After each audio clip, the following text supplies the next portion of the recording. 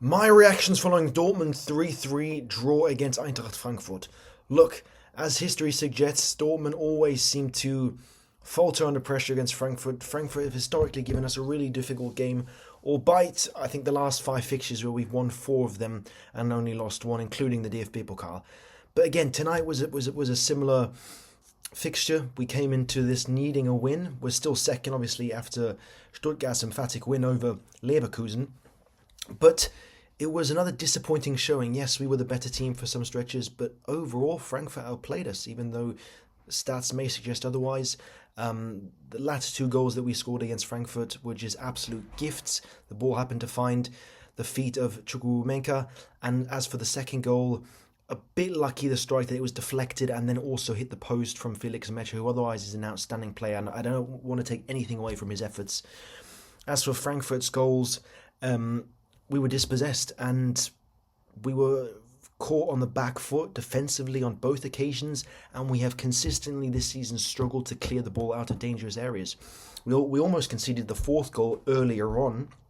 I think it was the 87th minute when we initially failed to clear the ball, a rebound, then got to Schlotterbeck and he whipped it out of a dangerous position. But Dortmund defensively were all over the place. Frankfurt obviously notorious for leaking goals this season, as evident as it was tonight. They probably still were a bit better defensively. And obviously there's so many question marks in this Borussia Dortmund team. A, because it just feels like that Dortmund are just trudging their way towards a mediocre second place finish, and are they punching above their weight class to an extent? Yes, but their squad is also immensely thin, right? You look at their squad, and obviously there's some notable absentees. We get all of that, but still, you have Fabio Silva coming off the bench, who should, by the way, be starting. That's a separate discussion.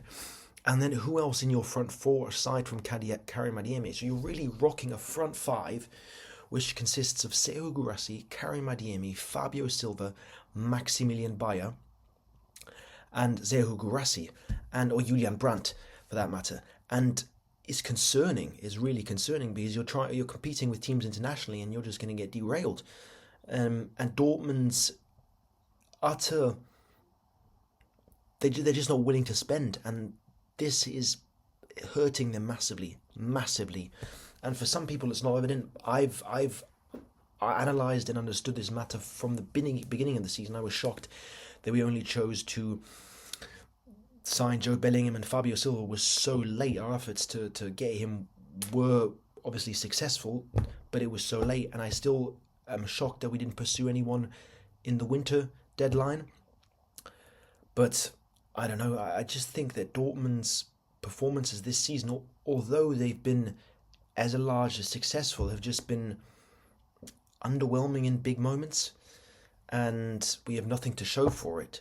So it's just this repetitive cycle of winning games that you're supposed to win, check mark, losing games that you're expected to lose, check mark, and all the other games in between is kind of a good performance merits a win, mediocre performance merits a draw.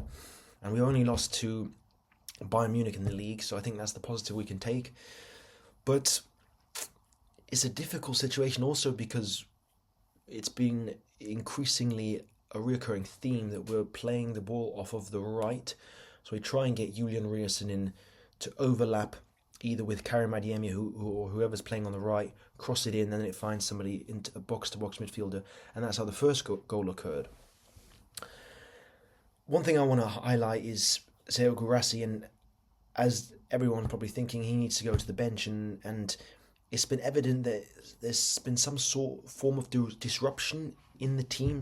The cohesion's not there, the energy's not there, the willingness to play and score goals is not there. He hasn't scored in 7 games, and that could be an underlying factor why Dortmund are struggling, right? Because last season, especially the big moments, we relied on him, and he showed up. No matter if he was an aerial threat on the foot, scoring penalties, he was the main reason why we did so well, especially in the Champions League. And now you remove that threat, and Dortmund suddenly become a team that's heavily reliant on their midfields, on their 10s, or on their wing backs trying to recover possession and cross the ball in. So it adds a different element to the game, and where do we place this season so far? I mean, I think the results tell us otherwise, but in my opinion, this is probably one of the worst seasons in the last. I mean, obviously Dortmund have had on and off seasons, but the 10 years of Edin Terzic were far more remarkable, were far more solid. And I mean, 2021, 21, 22 can be debated, 22, 23, where we should have had the Champions League. And it's a difficult season. But ultimately, this is poor. And as I've said in the previous videos, a lot needs to change. And I hope a lot will change. Not only regarding the team, but also regarding managerial things and ways of, also, I mean, it's funny how our youth system has also changed massively. There's a reluctance to play youth players, as Niko Kovac has stated. He's very fixed and rigid in his ways of playing, in his systems. And Dortmund historically have really relied on their youth talent and also acquiring young players and then selling them. And since the departure of Jude Bellingham, granted it was last summer or 2 summers ago, who else has emerged and will follow in the same suit? Probably nobody. So Dortmund have some things to focus on, to consider, but as of right now, I'll be repeating myself and say we've got to finish second and hope for the best in the Champions League.